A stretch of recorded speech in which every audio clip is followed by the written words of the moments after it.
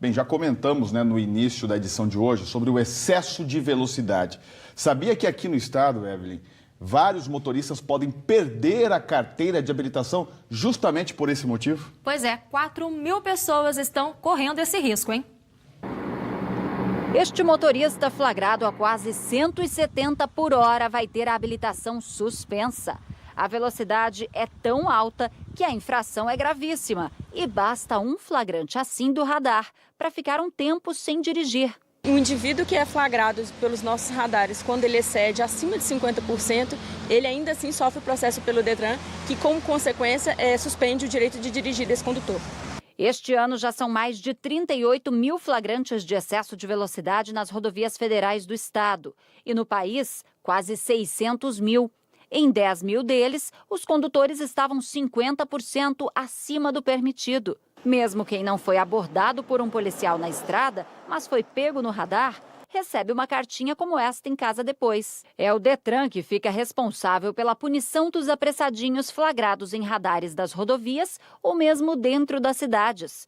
E nem adianta achar que o excesso cometido durante uma viagem para outro estado não será punido. Condutor de outro estado for pego em excesso de velocidade aqui no Mato Grosso do Sul, quando essa infração efetivamente for transformada em penalidade de multa, o órgão de origem da habilitação dele vai receber essa informação e vai instaurar o processo administrativo, assim como condutores de Mato Grosso do Sul que são autuados em outros estados. Em Mato Grosso do Sul, o excesso de velocidade é a principal causa de suspensão das habilitações. Por este motivo, foram 8.000 processos abertos no ano passado e já são 4.000 este ano. Os riscos do excesso de velocidade são inúmeros.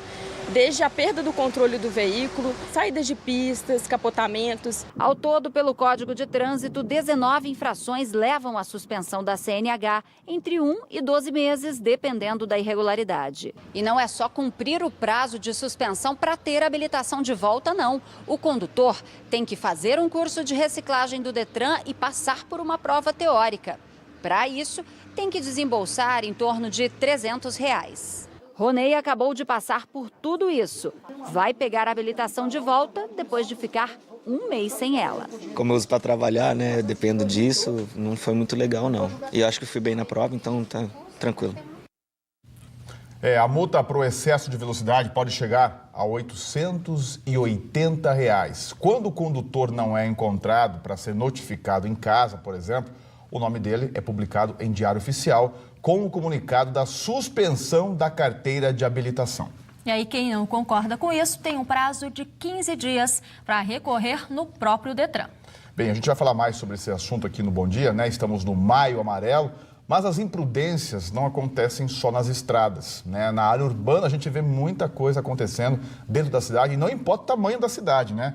Também tem muita infração e algumas que também podem fazer perder a carteira de habilitação.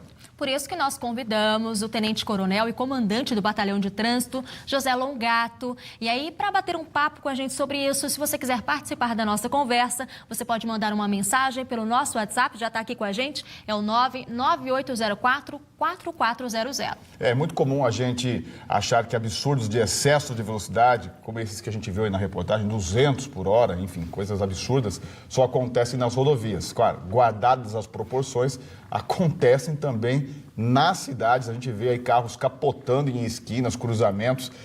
Coronel, muito obrigado pela presença aqui no Bom Dia. Bom dia. Bom dia. A gente está no Maio Amarelo. É claro que o maio é um mês de referência para debater o trânsito, mas a gente percebe que ao longo do ano a gente vê números impressionantes e tristes, né?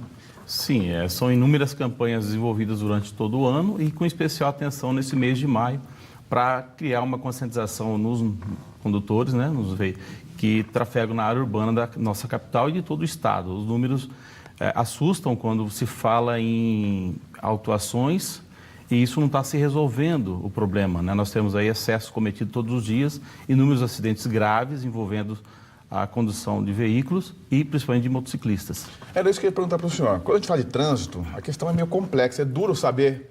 É difícil saber qual que é o problema ou os problemas, quais os problemas. A polícia enxerga de que forma? Quais são os gargalos aí que precisam ser melhorados para que a gente tenha um trânsito mais tranquilo, vamos dizer assim?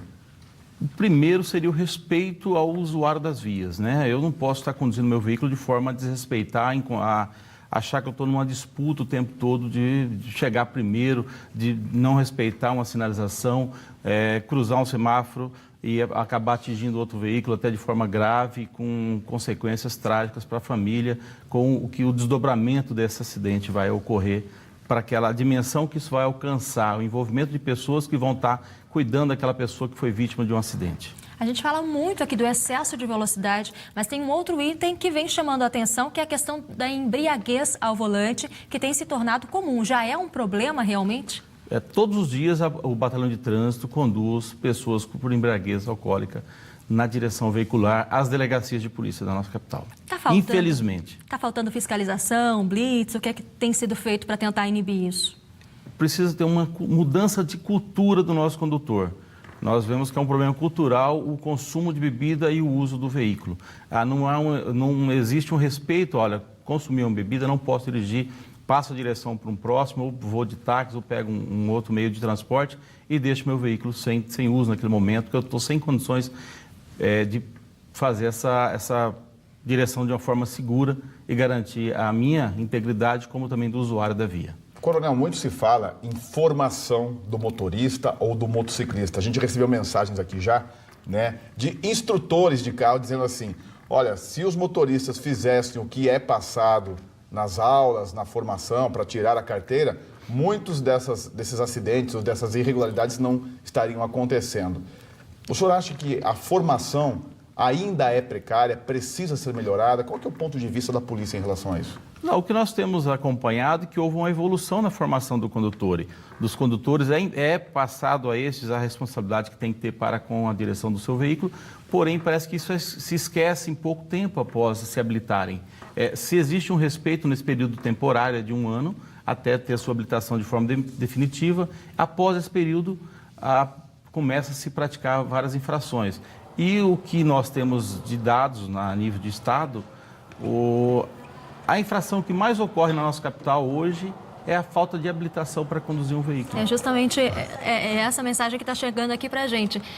Muita reclamação em relação a pessoas que não são habilitadas e acabam se envolvendo em vários acidentes, né? A gente viu ali a imagem, até pedi para rodar um pouquinho de novo essa imagem, que é uma imagem interessante, que as aulas, como o senhor disse, a formação também vem evoluindo, né? Hoje nós temos simuladores, né? Quer dizer, é uma coisa que não se tinha aí há alguns anos atrás. Então, as pessoas hoje tentam aperfeiçoar esse aprendizado, mas como o senhor disse, o problema está antes disso, que as pessoas estão dirigindo sem habilitação. Sem habilitação é o maior índice de autuações da Polícia Militar e dos agentes de trânsito, no caso aqui da nossa capital, da Getran também, com a falta de habilitação, ou seja, há uma dificuldade maior para tirar, muitas pessoas não conseguem, mas estão dirigindo. Estão indo para a rua usando seus veículos. Tem mais uma participação aqui, que é do Ademir Marques, ele é da Vila Margarida. Queria que o senhor até confirmasse. Ele disse que a Polícia de Trânsito não está mais comparecendo nas ocorrências sem vítimas, se isso não acaba incentivando o abuso de velocidade, que depois o motorista saia. Os acidentes que ocorrem só danos materiais, você pode fazer o boletim online hoje. Então, já não há necessidade de fazer a ida da polícia até o local e fazer o registro da ocorrência, como era feito no passado, né? Hoje, esses casos ficaram para os acidentes com vítimas, onde ocorra lesões nesses condutores. Em relação à fiscalização, tem gente perguntando, só para a gente encerrar, Maria, que é lá de Pedro Gomes, né, mas também quer saber. A fiscalização nossa tem batido muito em cima do uso do álcool, né, dos condutores embriagados. Aqueles principais pontos onde você tem concentração, que a gente já sabe que ali é contumaz, a gente tem feito blitz nessas regiões e estamos levando para os bairros da cidade para tentar retirar esse motorista que não tem habilitação e esse veículo sem condições de trafegar nas vias urbanas de forma legal. Então, a gente tem trabalhado nos bairros hoje com o apoio dos batalhões, atendendo a demanda daquelas regiões. O Coronel José Longato participou aqui, comandante do Batalhão de Trânsito de Campo Grande. É claro que o Bom Dia vai continuar debatendo o trânsito durante o mês, né? Esse é o nosso desafio. Coronel, muito obrigado pelas informações. Um bom dia para o senhor. A gente agradece a oportunidade. Obrigado.